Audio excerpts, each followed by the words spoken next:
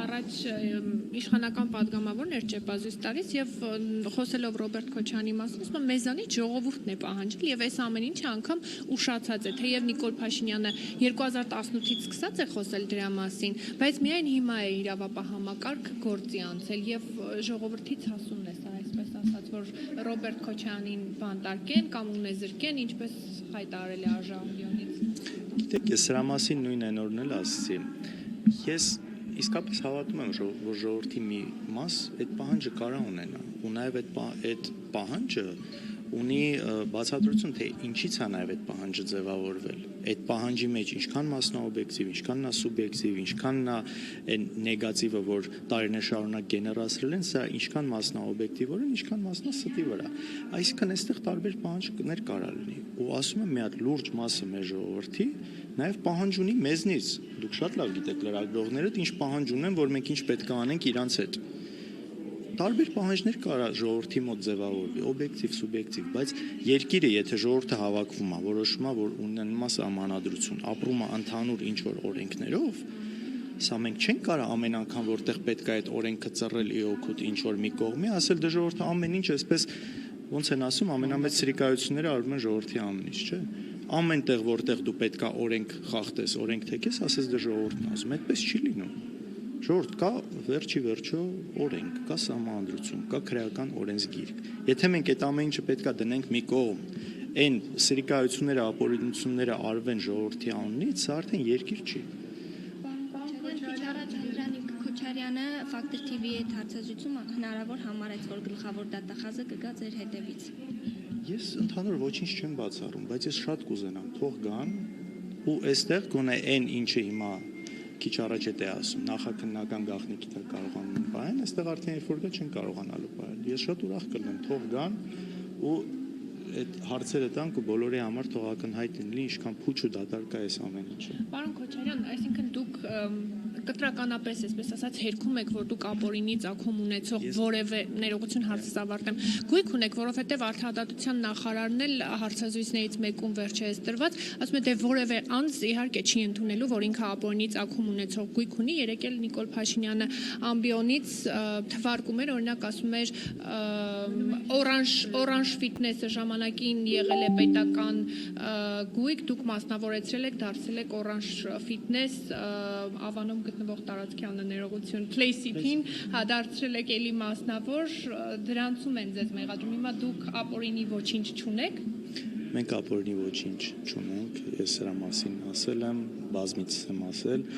ու այն մասով, որով որ մեր դեմ այսպես հայցեր են ներկայացրել, հետապնդումներ կա, ամեն ինչ դատարանում է գտնվում, ամեն ինչ կալանքի տակ է արդեն վաղուց։ Իմիջիալ շատ երկար ժամանակ չի եղել, եթե նորից կրկնեմ, եթե լիներ մտավախություն, լինել գերնպատակ, այսպես ունեցվածք պահելու, այդ ամեն ինչը կարող ենք ժամանակին օտարել, ասում հանգիստ թողնել գնալ,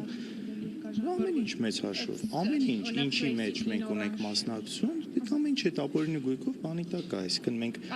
մենք 2023 թվականից ինքը բիզնեսը աշխատում է, բայց ամեն ինչ կալանքի տակ է, այսինքն նույնիսկ դու այդ տեղից չես կարողանում շահույթ ստանալ, էլ ինքը ուղղակի, հա։ Այո, ինչ որ գործունեություններ կապարակնքված է, դրա իմաստն չգիտեմ, անկեղծ չգիտեմ։ Այդ թվում է Sirusho Production-ը, չէ։ Չէ, Sirusho Production-ը, չէ։ Երեք կապարակնքված էր։ Կապարակնքված չի եղել։ Այստեղ ուրիշ հարց կա, որ այնտեղ մտել են գրասենյակը, որտեղ գլխավոր գրասենյակը որտեղ աշխատում է, բայց այստեղ իրանց խնդիրը տարածքի հետ էր։ Ոչ թե պրեդոմիշի մասով ման չկա, իսկ խանութները աշխատում են։ Այնուհանդերձ ձեր որ նախագահ եղած օրինակ փաստը իշխանությունը նաև իրավապահները մենք տեսանք այդ հայտարարությունը կապում են ձեր ունեցվածքի այսպես ձեռքբերման հետ, հա։ Դուք հիմա այստեղ հերքում եք, որ օրինակ ձեր անունը նախկին նախագահի որդիներ եղած, այսպես ասած, լինելը, հա, կապ ունի այդ ունեցվածքի, այսինքն որևէ նվազ գնով, իրավապահները չեն կարող հայտնաբերել, իշխանությունը հենց դրա մասին է խոսում, որ հովանավորչություն է եղել, հիմա դուք դա տեսեք, ես դա եղել եք, այսպես ասած, չգիտեմ, հաջողակ բիզնեսմեն, դուք եւ ձեր ես հասկանում եմ ձեր հարցը, ես դրան առիթ ունեցել եմ անդրադառնալու, օրենքի տեսանկյունից, այո, ես դա հերքում եմ, այո, կարող է մեր զբաղեցրած դիրքը որոշակի առումով ավելի հետաքրքիր է դարձրել ինչ որ գործընկերներ ձեռք բերելու, ինչ որ մարդկանց հետ այսպես հարաբերություններ հաստատելու գործնական, բայց եթե մենք սա նայում ենք այն տեսանկյունից, որ դա եղել է ինչ որ արտոնությունների տեսքով, ոչ դա այդպես չի եղել, գիտեք, այսօրվա հիմա 2026 թվական ենք, մենք շատ ժամանակ այսօրվա այսպես մեր աշխարհայացքով ընկալման փորձում են վերլուծել 2000-ականները, ինչ որ դեպքերում 90-ականները, որն այդպես չի, իրականություն տարբեր է եղել այն ժամանակ։ Թե այդ նույն հողերից որ խոսում եք, այսինքն հողեր կա, որ այն ժամանակ բացարձակ բիզնեսի տեսանկյունից ոչ մի գրավչություն չեն ունեցել։ Այսինքն եթե մի բանը պայմանական 2001 թվականին արժեցել է 10 դրամ, այսօր դա արժենում է 1000 դրամ։ Ու եթե այսօր ասում են, այ 1000 դրամանոց գույք, բայց դա 1000 չի, դա այն ժամանակ 10 է եղել։ Ու պայմանական եմ վերում։ Ու այս նույն սկզբունքով նաև ինչն եմ, ես միշտ այս տարբերությունն եմ փորձում ցույց տալ, որ իրենք այս ամեն ինչ անում են ընտրողաբար։ Այսօր իշխանությանը շատ լավ գիտեք, մտերիմ մոտ կանգնած, չգիտեմ, օլիգարխ կասեք, բիզնեսմեններ կասեք, նախկին պաշտոնյաներ, գործող պաշտոնյաներ, որոնց հետ կապված նույն հարցերը չի առաջանում։ Նաև այսպես լրատվականների բանն է մշտապես, ես հասկանում եմ, նաև դա մեծ դիտումներ է ապահովում, այսպես գումարից խոսալ, սկանդալներից մնացածից, բայց ուշադրություն չի դարձվում շատ դեպքերում, որ նույն շատ ավելի ուրիշ նման երևույթներ կան, այն անձանց դեպքում, ովքեր իշխանությունը մոտ կանգնած են, մի հատ թթու բառ չեն ասում, բայց իրանց դեպքում ոչ մի հետևանքներ դա չի ունենում, ոչ մեկ ում եք տեսել, որ իշխանության այսպես ասած հովանու ներքո բայց են։ իրենց մարզպետներից կան նման մարդիկ, իշխանության մեջ գտնվող, իրենց աջակցող, իրենց քարոզչությանը նախընտրական աջակցող գործարարներ, որոնց դեպքում իրանք չեն գնում հետ 20 տարի, 30 տարի, ասեն, այս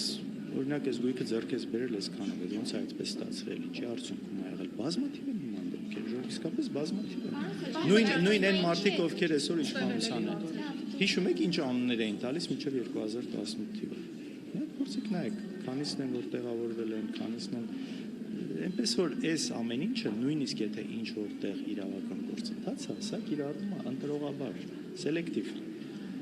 Պարոն Քոչարյան, խոսեցիք ժողովրդի մոտ ի հայտ եկած հարցադրումից, թե ի վերջո ձեր ընտանիքին, Քոչարյան ընտանիքին, որտեղից այդքան գույք, չեք կարծում, որ օբյեկտիվ հարցադրում է պարոն Քոչարյան։ Նաև երեք վարչապետները պատասխանեմ ուզում եք հետո շարունակենք։ Հիմա այդ օբյեկտիվ հարցադրումը ստանալու համար ես որտեղ դա պետք է անեմ։ Այստեղ այն ամբիոնից որտեղ։ Դրա համար ընդունել են օրենք, որը ամեն դեպքում կարծիքով հակասահմանադրական է, բայց ինչ որ այդ օրենքը կա։ Այդ օրենքի հիման վրա հարուցել են գործ, որը հիմա գտնվում է դատարանում, որը դռնբաց է։ Հիմա այդ դատարանն է այն տեղը, նու գոնե օրենքի իմաստով այդպես պիտի լինի։ Այդ դատարանն է այն տեղը, որտեղ ես պետք է գնամ բացատրեմ, այս ինչը որտեղից, այս մյուսը։ Հիմա իրանք դրան չեն սպասում, իրանք դա չեն ուզում, որովհետև իրանք պետք է աղմուկը։ Այսինքն բերել են, չէ, այդ նույն ընտրողաբար կլինի, ինչ կլինի, այդ գործը հասցրել են դատարան։ Դուք ապօրինի գույքի Այսինքն Ես ամեն ինչով ապօրինի գույքի օրենքը նկատի ունեմ։ Այս ամեն ինչը դատարանում, այսինքն դա այնտեղն է, որտեղ օրենքի իմաստով ես պետք է այդ ձեր ասած հարցերի պատասխանը տամ նաև թե ժողովրդին, թե դատարանին, թե դատախազությանը։ Հիմա այս ամեն ինչի իմաստով ո՞րն է։ Տարել է գործը դատարան, ու նաև ինձ թվում է հատուկ են այնքան ձգում, որ ամեն անգամ այսպես չհաստատված ու չհերկված տեղեկությունները, այսպես որակեմ, հա, փորձեն այս ամբիոնից, տարբեր լրատվականներում սրա մասին խոսեն, սրա շուրջ աղմուկը միշտ լինի, մարդկանց միշտ գրգռեն այս ամեն ինչով, որովհետև երբ որ իշխանությունը իր հիմնական գործը տապալում է, երկրի անվտանգությունը, մնացած հարցերը, ստիպված այ նման բաներից պետք է խոսա անընդհատ, որ ինքը միշտ ինչ որ պայքարում է մի հատ ավելի մեծ ինչ որ բանի դեմ, արտաքին ինչ որ մնացած